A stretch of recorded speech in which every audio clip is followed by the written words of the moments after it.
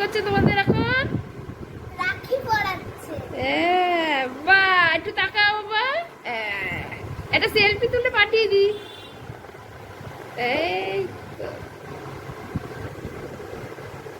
এই তো হয়ে গেছে রাখি পরা।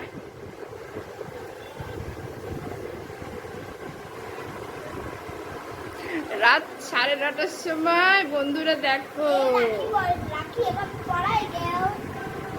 মা দেখো কিভাবে রাখিটা বলে। বাহ, কি সুন্দর হয়েছে। বলেই জানেন অনেক বড় দোকান হয়েছে। কাটাগঞ্জ কল্যাণ চক্র সংগঠন ঝুলন উৎসব অনুষ্ঠিত করে। আর এই ঝুলন উৎসবের যে সেই স্থান, এই ঝুলন উৎসবকে কেন্দ্র করে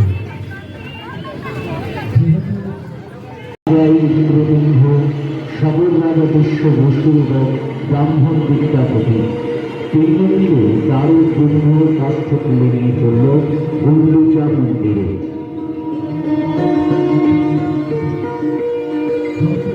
হে রাজন, সমস্ত রাজ্যের শ্রেষ্ঠ কারিগররা দারুব্রহ্ম কাঠ দিয়ে জগন্নাথ দেবের মূর্তি নির্মাণ করিতে ব্যর্থ হয়েছে। তাহলে কি হবে? উপায় খোঁজো ব্রাহ্মণ বিদ্যাপতি, উপায় খোঁজো।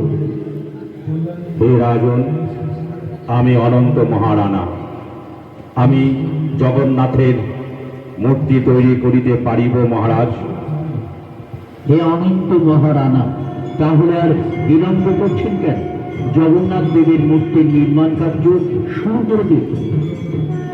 হে রাজন, আমার এক শর্ত আছে।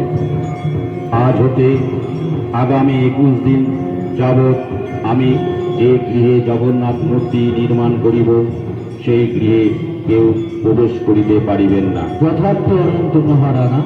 ব্রাহ্মণ বিদ্যাপতি, তুমি অনন্ত মহারানাকে নির্মাণ গৃহ দেখিয়ে দাও, আর আমার প্রহরীকে বলে দিও আজ হতে আগামী 21 দিন নির্মাণ গৃহে কেউ যেন প্রবেশ করতে না পারে। যথা। আসুন অনন্ত মহারানা।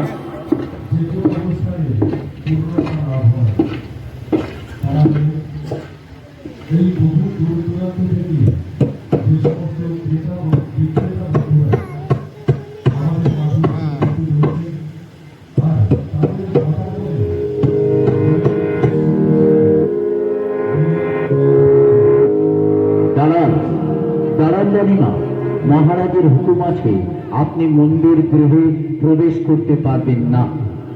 দেখো প্রহরী, আমি এই রাজ্যের মহারানী। তাছাড়া মন্দির গৃহ হতে কোনো শব্দ পাওয়া যাচ্ছে না। অনাহারে ওই শিল্পী মারা যাননি তো? সরে যাও প্রহরী। মহারাজ, মহারাজ, মহারাজ! এই কি হলো? হায় হায় হায় হায়! মহারানীর সামান্য ভুলের কারণে আমাকে দেখতে হচ্ছে অসমাপ্ত জগন্নাথ দেবের মূর্তি। আমি এখন কি করবো? আমি এখন কি করবো প্রভু? আমি এখন কি করবো? আমি এখন কি করবো প্রভু?